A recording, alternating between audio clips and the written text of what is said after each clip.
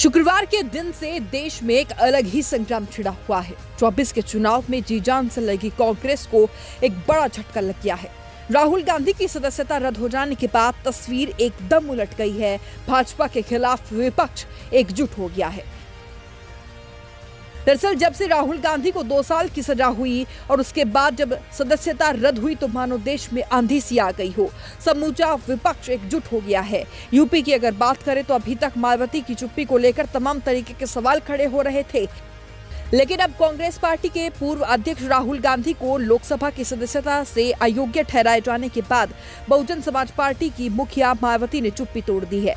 मायावती ने ट्वीट करके इस पूरे मामले में अपनी राय जाहिर की है। उन्होंने कहा कि कांग्रेस पार्टी को ये जरूर सोचना चाहिए कि साल 1975 में जो कुछ हुआ वो क्या सही था और अब उनके नेता राहुल गांधी के साथ जो कुछ हो रहा है वो कितना उचित है।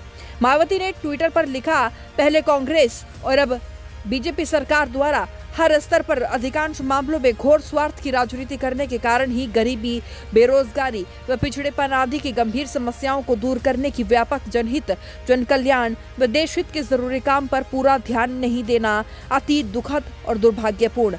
उन्होंने आगे लिखा कि इसी संदर्भ में कांग्रेस पार्टी को ये जरूर सोचना चाहिए कि सन 1975 में जो कुछ हुआ वो क्या सही था और अब उनके नेता राहुल गांधी के साथ जो कुछ हो रहा है वो कितना उचित है। एक दूसरे के प्रति राजनीतिक द्वेष, नफरत आदि से देश का न पहले भला हुआ न आगे आने वाले वक्त में होगा। एक और ट्वीट में मायावती कहती हैं कि ये स्पष्ट है कि देश की आज़ादी के बाद बीते 75 सालों में यहाँ रही विभिन्न सरकारें अगर संविधान की पवित्र मंशा और लोकतांत्रिक मर्यादाओं व परंपराओं के अनुसार ईमानदारी और निष्ठा के साथ काम करती होती तो भारत वास्तव में अग्रणी और आदर्श मानवतावादी विकसित देश बन गया होता। इसी के साथ ही जो अखिलेश यादव कांग्रेस पर लगातार निशाना साधते हुए नजर आ रहे थे उनके भी अब तेवर बदल चुके हैं। अब भाजपा पर निशाना साधते हुए समाजवादी पार्टी के मुखिया अखिलेश यादव ने एक नया दांव चल दिया है। राहुल गांधी की लोकसभा सदस्यता जाने के बाद पहले तो वो बीजेपी पर जमकर बरसे, लेकिन अब 24 चुनाव को लेकर एक नया समीकरण बनाने में जुट गए हैं। अखिलेश यादव ने कहा कि अब जिम्मेदारी कांग्रेस की बनती है कि रीजनल पार्टियों को आगे करे जिससे बीजेपी का मुकाबला किया जा सके। अखिलेश यादव ने कहा कि मैं देख रहा हूं बीजेपी के नेता कह रहे हैं कि पिछड़ों का अपमान हो गया, हमारे घर मुख्यमंत्री आवास को गंगा जल से धोया बीजेपी के लोगों ने, तब अपमान नहीं हुआ। साथ ही कहा कि इससे पहले समाजवादी पार्टी के सबसे वरिष्ठ नेता मोहम्मद आजम खान साहब की सदस्यता छीनी गई, उनके बेटे की सदस्यता छीनी गई और सपा के विधायक रमाकांत यादव उनकी सदस्यता कैसे छीन ली। सपा के दीपक यादव को झूठा फंसा दिया। तो इसी तरीके से तमाम तरीके के आरोप भाजपा पर अखिलेश यादव लगाते हुए नजर आए हैं। वहीं सपा के गठबंधन साथी आरएलडी भी समर्थन में आई है और ट्वीट किया है। हालांकि रालोद मुखिया जयंत चौधरी ने ट्विटर हैंडल से अभी तक खबर लिखे जाने तक कोई भी इस पर प्रतिक्रिया नहीं दी है, लेकिन जो ट्वीट उनकी पार्टी की तरफ से किया गया है उससे जमकर भाजपा पर निशाना साधा गया। कहा गया है कि एक जीवंत राजनीतिक प्रणाली हमेशा स्वतंत्र टिप्पणी और मतभेदों की अनुमति देती है। चुनाव अभियान में की गई किसी टिप्पणी के लिए कानून द्वारा निर्धारित कठोरतम दंड दिया जाना अभूतपूर्व है। संविधान और अभिव्यक्ति की स्वतंत्रता पर इसका दुष्प्रभाव पीढ़ियां झेलेंगी। वहीं आपको बता दें कि लोक प्रतिनिधि अधिनियम 1951 की धारा 8(3) के मुताबिक अगर किसी नेता को 2 साल या फिर इससे ज्यादा की सजा सुनाई जाती है तो उसे सजा होने के दिन से उसकी अवधि पूरी होने के बाद आगे 6 वर्षों तक चुनाव लड़ने पर रोक का प्रावधान है। अगर कोई विधायक या सांसद है तो सजा होने पर वह अयोग्य ठहरा दिया जाता है, उसे अपनी विधायकी या फिर सांसदी छोड़नी पड़ती है। एक गौर करने वाली बात यह है कि सभी पार्टी इस पूरे मामले को लेकर कांग्रेस पर भी तंज कस रही है कि जो बीज बोए थे वो काट रही है। आपको जानकर हैरानी होगी कि राहुल गांधी की दादी ने भी अपनी सदस्यता गंवा दी थी।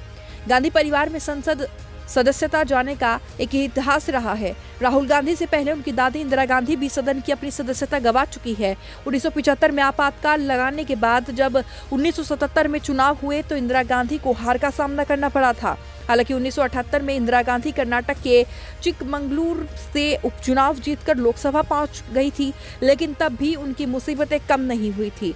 उस समय लोकसभा में पहुंचने के बाद इंदिरा गांधी के खिलाफ तत्कालीन पीएम मोरारजी देसाई ने खुद प्रस्ताव पेश किया था। प्रस्ताव में देसाई ने अपने कार्यकाल में सरकारी अफसरों का अपमान करने और पद के दुरुपयोग करने के गंभीर आरोप लगाए थे। इस प्रस्ताव के पास होने के बाद इंदिरा गांधी के खिलाफ आरोपों की जांच के लिए एक विशेषाधिकार समिति बनाई गई थी। विशेषाधिकार समिति ने जांच के बाद अपनी रिपोर्ट में कहा था कि इंदिरा गांधी के खिलाफ लगे आरोप सही है। उन्होंने विशेष अधिकारों का हनन किया था। इतना ही नहीं, सदन की अवमानना भी की थी। दरअसल साल 2006 में सोनिया गांधी पर लाभ के पद पर रहने के चलते सदस्यता का संकट आया था। हालांकि सदस्यता जाने से पहले ही सोनिया गांधी ने खुद इस्तीफा दे दिया था। इसके बाद हुए उपचुनाव में वो दोबारा जीतकर वापस लौटी थी। उस समय सोनिया गांधी रायबरेली में सांसद हुआ करती थी। साथ ही यूपीए सरकार के समय गठित राष्ट्रीय सलाहकार परिषद की चेयरमैन भी थी। इस पद को लाभ का पद करार दिया गया था। इसके कारण सोनिया गांधी को अपनी लोकसभा सदस्यता से इस्तीफा देना पड़ा था। हालांकि बाद में उन्होंने रायबरेली सीट से ही उपचुनाव जीतकर सदन में मजबूत वापसी की थी। इंदिरा गांधी और सोनिया गांधी दोनों ने राजनीतिक दांवपेच सहते हुए मजबूती के साथ सदन में वापसी कर ली थी। लेकिन राहुल गांधी की राह आसान नहीं है। दरअसल इसका कारण लोक प्रतिनिधि अधिनियम 1951 है। इस जनप्रतिनिधि कानून के मुताबिक किसी भी सांसद या विधायक को अगर 2 साल की सजा या फिर उससे ज्यादा की सजा सुनाई जाती है तो उनकी सदस्यता रद्द हो जाती है।